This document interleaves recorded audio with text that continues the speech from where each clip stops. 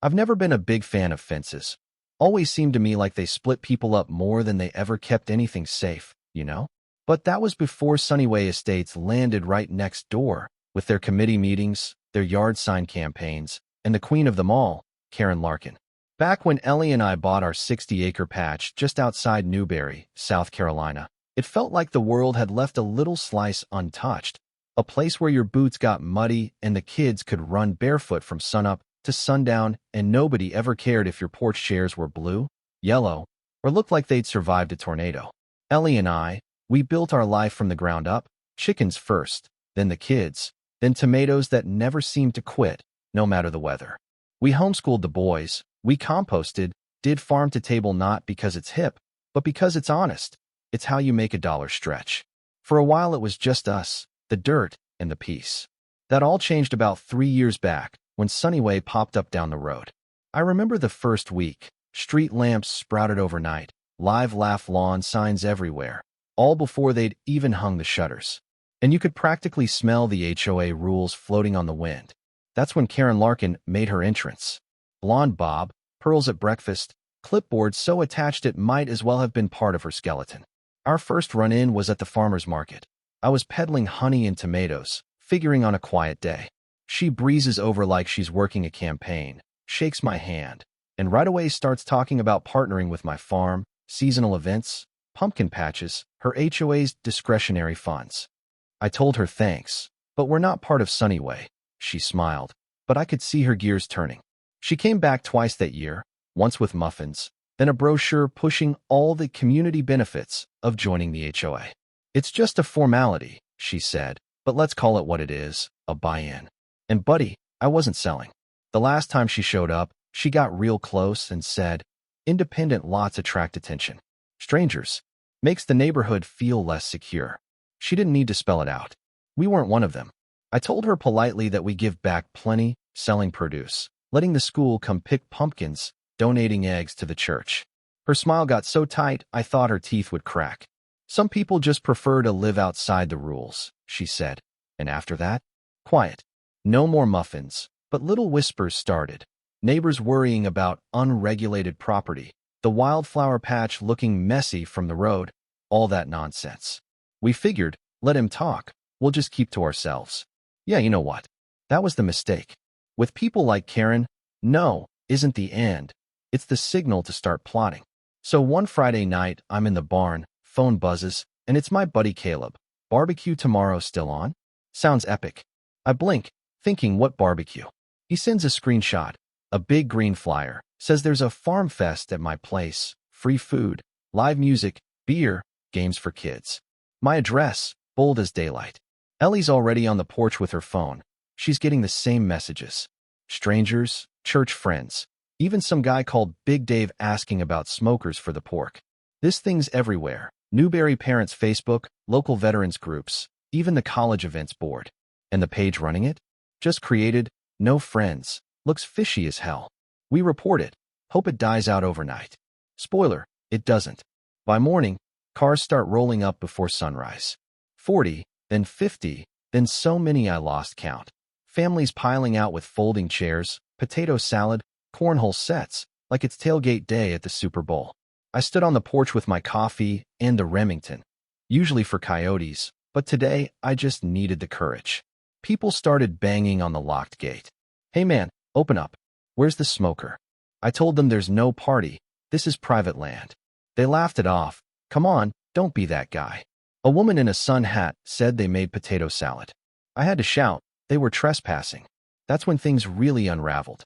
Some idiot drove a truck through the field, kids climbing fences, one fell hard, blood everywhere, people screaming, someone calling an ambulance, and suddenly it's my fault. "You're getting sued for this," they yell. I'm calling the sheriff. The dispatcher barely blinks, help's on the way.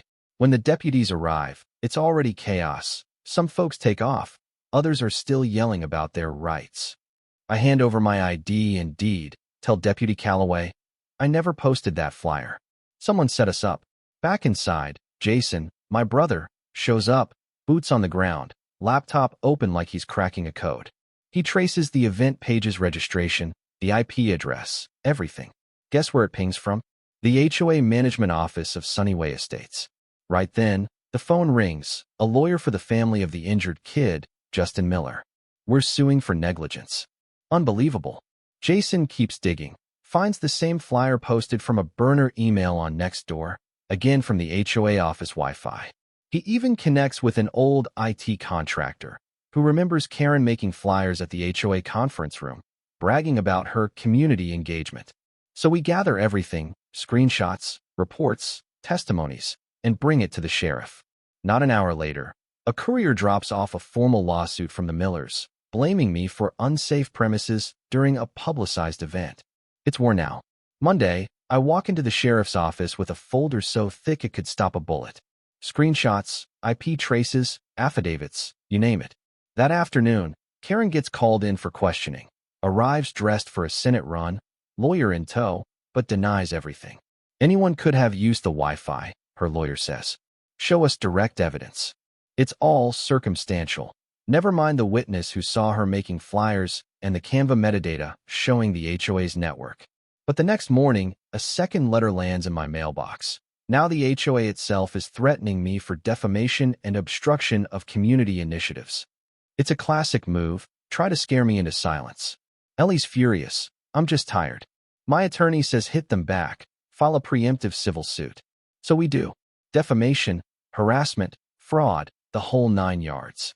Within days, it blows up. Local news runs the story. FarmFest fiasco. Who's to blame? I sit out in my truck, watching my kids chase chickens, and realize this is bigger than us now. Karen still struts through Sunnyway like she's untouchable. But I've had enough. When court day comes, it's pure theater. Me and my attorney, Ellie by my side, Karen flanked by her lawyer, and some slick corporate suit from the HOA. Judge lays out both cases. Ours against Karen and the HOA, the Millers against me.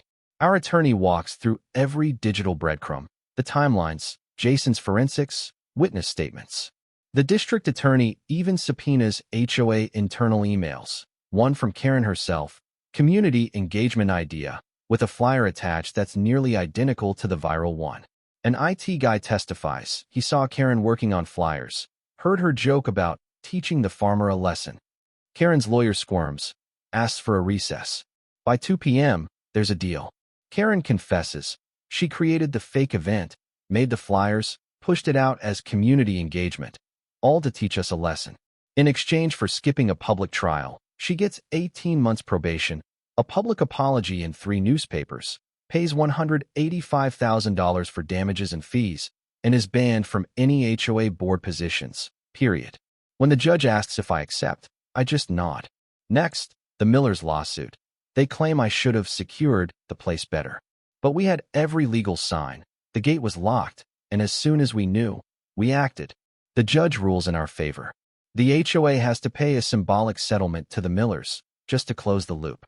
I don't celebrate, not in that room. But outside, when Ellie hugs me and Jason cracks a rare smile, I finally exhale. Rain falls the next day, just a soft southern drizzle. I stand on the porch watching droplets slide down the new metal gate. Now with a video intercom, motion sensors, all paid for by Karen's check. We've got new no trespassing signs, cameras on every corner, and Ellie jokes we're a satellite dish away from being a compound. But we sleep better. We even start a legal defense fund, FarmGuard. Within a week, other farmers reach out. We're not alone. One guy had his goats threatened. Another sunflowers called a code violation. Can you believe it? Karen? She's gone, resigned for personal reasons. Her apology runs in the papers. No pictures, just black and white regret. I pin it up in the barn next to the article that calls our place a fortress of Southern resilience. Ellie rolls her eyes, says I'm acting like I won a prize fight. But you know what the best part is? A couple months later, I actually do open the farm up again.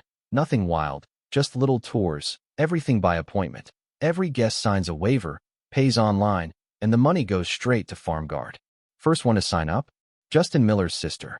She brings her girlfriend, tips $20, asks for tomatoes, says the farm feels peaceful. And it is. No more angry mobs, no more fake flyers, just the sound of bees, the smell of dirt, the chickens arguing at sunrise. We keep the gate locked now, always. But when folks ask what happened, the fake festival, the lawsuits, I tell them, don't mess with a farmer. We know how to grow things.